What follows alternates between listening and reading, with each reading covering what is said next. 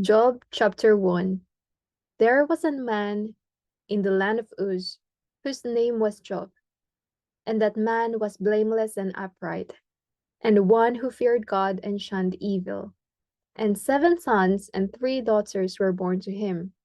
Also his possessions were 7,000 sheep, 3,000 camels, 500 yoke of oxen, 500 female donkeys, and a very large household, so that this man was the greatest of all the people of the East. And his sons would go and feast in their houses, each on his appointed day, and would send an invite their 3 sisters to eat and drink with them. So it was when the days of feasting had run their course that Job would send and sanctify them, and he would rise early in the morning and offer burnt offerings according to the number of them all. For Job said, "It may be that my sons have sinned and cursed God in their hearts." Thus Job did regularly. Now there was a day when the sons of God came to present themselves before the Lord, and Satan also came among them. And the Lord said to Satan, "From where do you come?" So Satan answered the Lord and said, "From going to and fro on the earth, and from walking back and forth on it." Then the Lord said to Satan, "Have you considered my servant Job, that there is none like him on the earth, a blameless and upright man, one who fears God and shuns evil?" So Satan answered the Lord and said, "Does Job fear God for nothing? Have you not made a hedge around him, around his household, and around all that he has on every side? You have blessed the work of his hands, and his possessions have increased in the land. But now stretch out your hand and touch all that he has, and he will surely cause you to your face. And he will surely curse you to your face." And the Lord said to Satan, "Behold, all that he has is in your power, only do not lay a hand on his person." So Satan went out from the presence of the Lord. Now there was a day when his sons and daughters were eating and drinking wine in their oldest brother's house. And the messenger came to Job and said, "The oxen were plowing and the donkeys feeding beside them, when the Sabaeans raided them and took them away. Indeed, they have killed the servants with the edge of the sword, and I alone have escaped to tell you." While he was still speaking, another also came and said, "The fire of God fell from heaven and burned up the sheep and the servants, and consumed them, and I alone have escaped to tell you." While he was still speaking, another also came and said, "The Chaldeans formed 3 bands, raided the camels and took them away. Yes, and killed the servants with the edge of the sword, and I alone have escaped to tell you." While he was still speaking, another also came and said, "Your sons and daughters were eating and drinking wine in their oldest brother's house.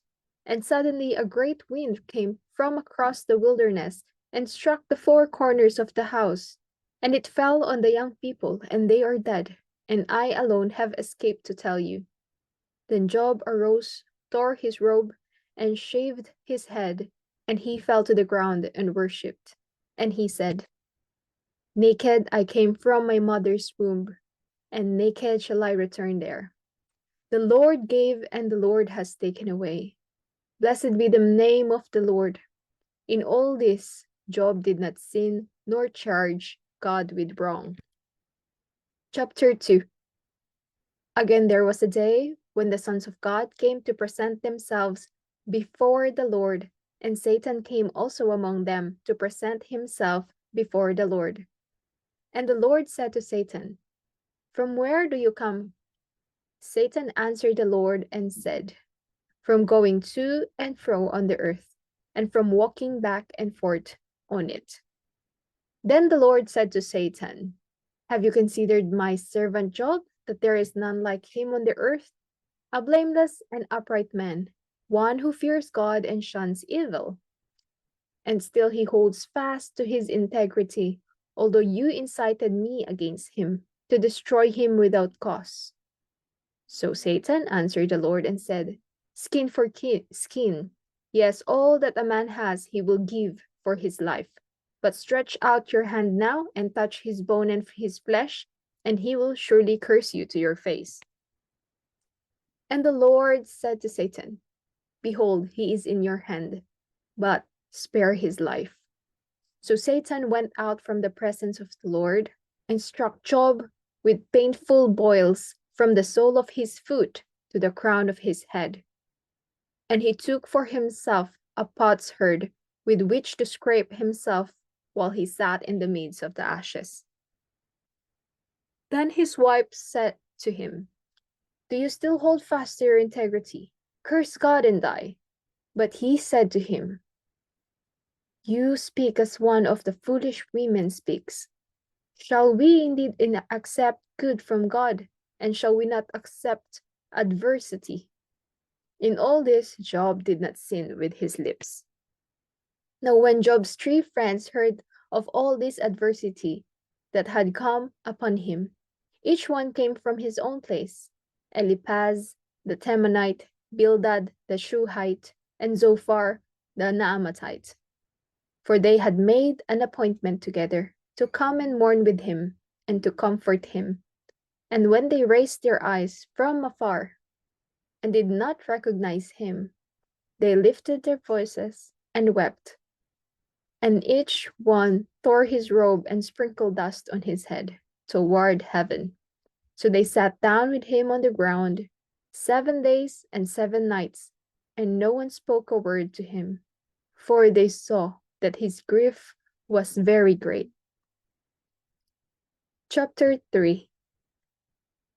After this, Job opened his mouth and cursed the day of his birth. And Job spoke and said, May the day perish on which I was born, and the night in which it was said, A male child is conceived. May that day be darkness. May God above not seek it, nor the light shine upon it.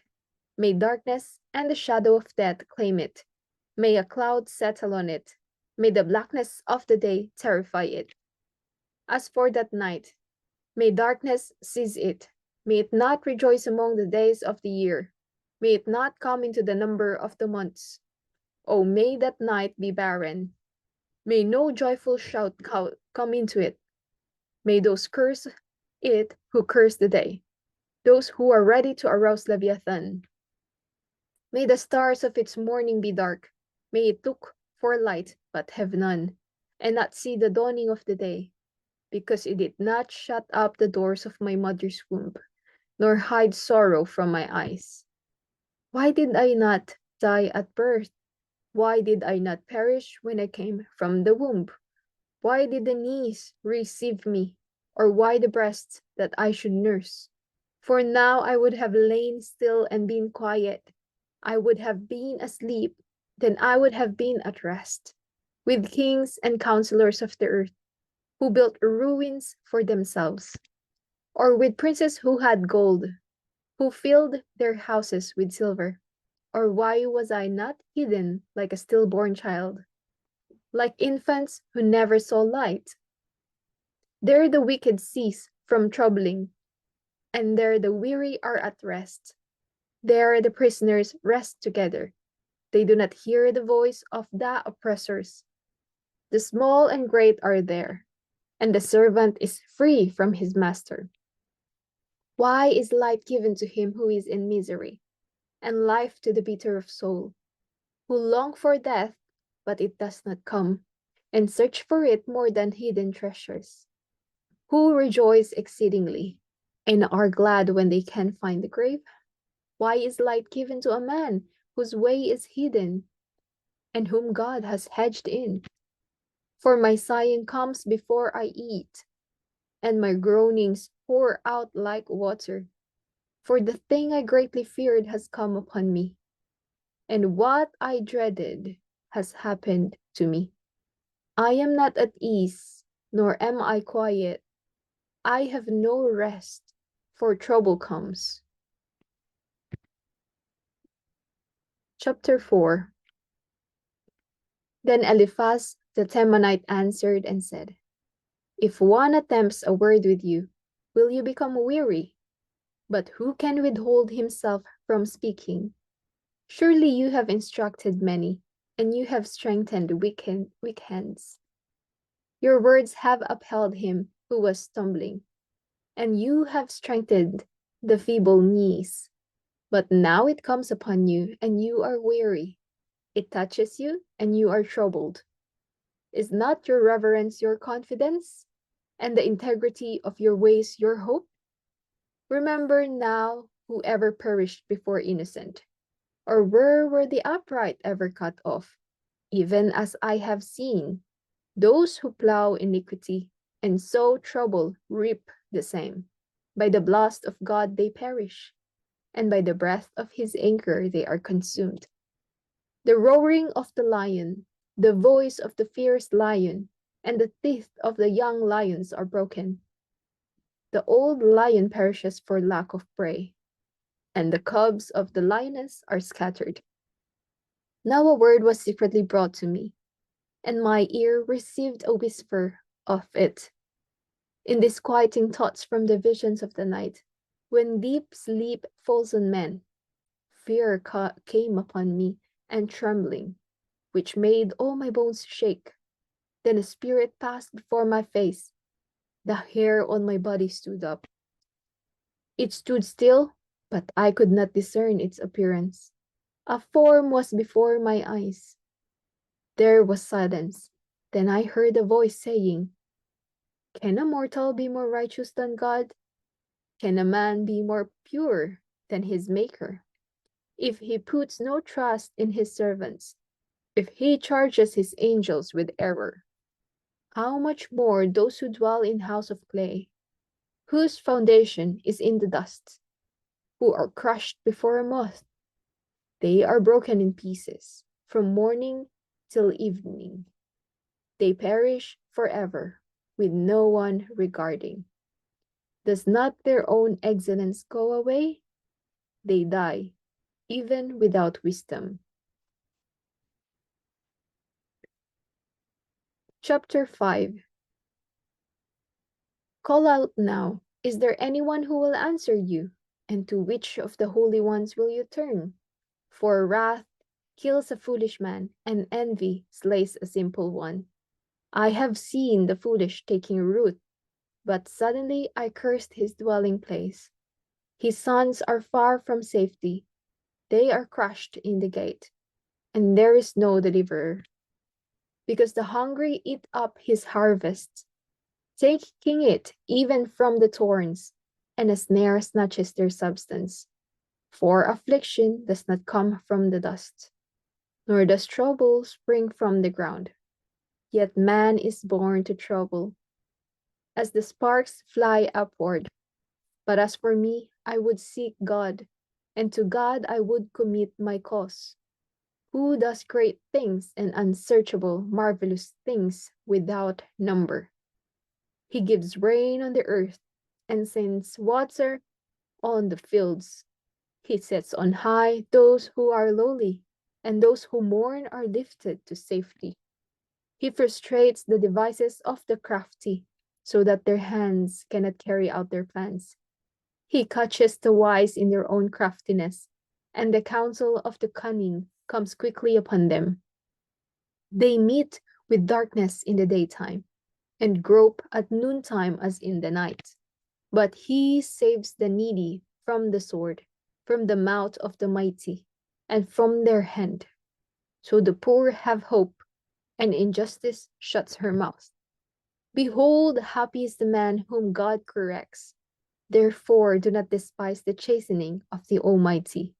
For he bruises, but he binds. He wounds, but his hands make whole. He shall deliver you in 6 troubles. Yes, in 7 no evil shall touch you. In famine he shall redeem you from death, and in war from the power of the sword. You shall be hidden from the scourge of the tongue, and you shall not be afraid of destruction when it comes. You shall laugh at destruction and famine, and you shall not be afraid of the beasts of the earth, for you shall have a covenant with the stones of the field, and the beasts of the field shall be at peace with you. You shall know that your tent is in peace. You shall visit your dwelling and find nothing amiss. You shall also know that your descendants shall be many, and your offspring like the grass of the earth.